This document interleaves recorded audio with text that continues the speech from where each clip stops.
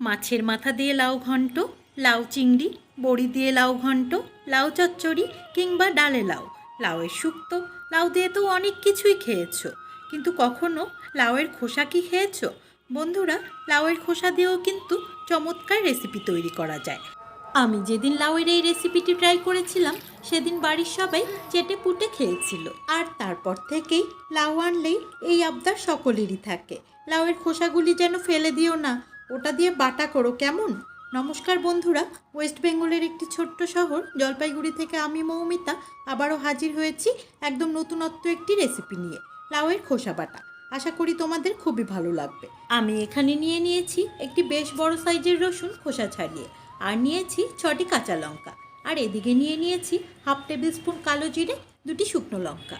লাউয়ের খোসাগুলি ছোট ছোট করে কেটে 10 মিনিট সেদ্ধ করে নেওয়ার পর মিক্সার গ্রাইন্ডারে আমি একটি পেস্ট তৈরি করে নেব। লাউয়ের খোসাগুলি শিলনোড়াতে বেটেও রেসিপিটি তৈরি করা যায় বন্ধুরা, টেস্ট মোটামুটি একই থাকবে। আমি সাধারণত শিলনোড়াতে বেটেই বেশিরভাগ রেসিপিটি তৈরি করি। সেদ্ধ করা লাউয়ের খোসাগুলির একটি মিহি পেস্ট আমি তৈরি করে নিয়েছি, আর এবারে আমি শিলের মধ্যে রসুনের কোয়াগুলি ভালো করে থেতো করে নেব। এই ধরনের যে কোনো কিছুর বাটা খেতে কিন্তু আমি খুবই পছন্দ করি বন্ধুরা। তোমরা কারা কারা এই ধরনের বাটা খেতে পছন্দ করো অবশ্যই কমেন্ট করে জানিও। আর এবারে আমি একটি কড়া গরম করে তাতে বেশ কিছুটা সর্ষের তেল দিয়ে দেব। সর্ষের তেল ভালো করে গরম হয়ে এলে তাতে আমি অ্যাড করে দেব 2টো শুকনো লঙ্কা।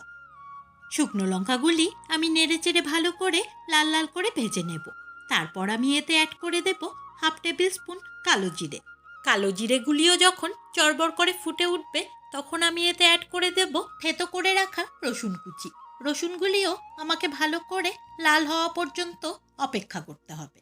রসুন ভাজার গন্ধ কিন্তু খুবই ভালো লাগে, কি বলো বন্ধুরা? আর এরপর আমি এতে দিয়ে দেব কয়েকটি কাঁচা লঙ্কা চিড়ে।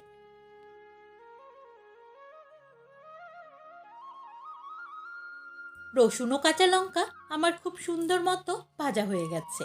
এখন আমি এতে অ্যাড করে দেব লাউয়ের খোসার পেস্টটি, আর এইবারে এতে দিয়ে দেব স্বাদ মতো লবণ, এবং তারপর দিয়ে দেব 1 টেবিল চামচ হলুদ। এরপর সব উপকরণগুলি ভালো করে নেড়ে চেড়ে তেলের সাথে মিশিয়ে দিতে হবে বন্ধুরা। এইবারে আমি কড়াইটি চাপা দিয়ে রেখে গ্যাসের ফ্লেম লো টু মিডিয়াম রেখে 10 মিনিট রান্না করে নিয়েছি। এইবারে চাপা তুলে আবারও ভালো করে নেড়ে চেড়ে নেব। গরম ভাতের সাথে কিন্তু এই ধরনের বাটা অসাধারণ লাগে বন্ধুরা। তোমরা কারা কারা বাটা খেতে পছন্দ করো অবশ্যই কমেন্ট করে জানিও। আর এইবারে আমি এতে অ্যাড করে দেব সামান্য পরিমাণ চিনি। চিনি কিন্তু এই বাটার টেস্টটা অনেক গুণই বাড়িয়ে দেবে। আর তোমরা যদি মিষ্টি খেতে পছন্দ না করো তাহলে চিনিটা স্কিপ করতে পারো। এই পর্যায়ে আমি আবারও কড়াটি চাপা দিয়ে 5 মিনিটের জন্য রান্না করে নেব।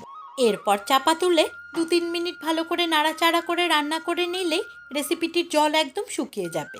ভালো করে নাড়াচাড়া করে জল শুকিয়ে গেলে এতে আমি অ্যাড করে দেব কিছুটা পরিমাণ সর্ষের তেল। আর কাঁচা সর্ষের তেলের গন্ধ কিন্তু যে কোনো বাটাই বলো আর ভর্তাই বলো টেস্ট কিন্তু বহুগুণে বাড়িয়ে দেয়। রেসিপিটি কিন্তু আমার পুরোপুরি তৈরি হয়ে গেছে বন্ধুরা। তোমাদের যদি ভালো লেগে থাকে তোমরা বাড়িতে অবশ্যই একবার ট্রাই করতে পারো। আশা করি তোমাদের সবারও ভালো লাগবে। ভিডিওটি ভালো লাগলে অবশ্যই লাইক, কমেন্ট ও শেয়ার করে দিও। আর তোমরা যারা আমার চ্যানেলে নতুন এসেছো লাল রঙের সাবস্ক্রাইব বাটনটি চেপে চ্যানেলটি সাবস্ক্রাইব করে নিও। আজকের মতো এখানেই শেষ করছি, আবার তোমাদের সাথে কথা হবে নতুন একটি রেসিপির সাথে। তোমরা সবাই ভালো থেকো, সুস্থ থেকো।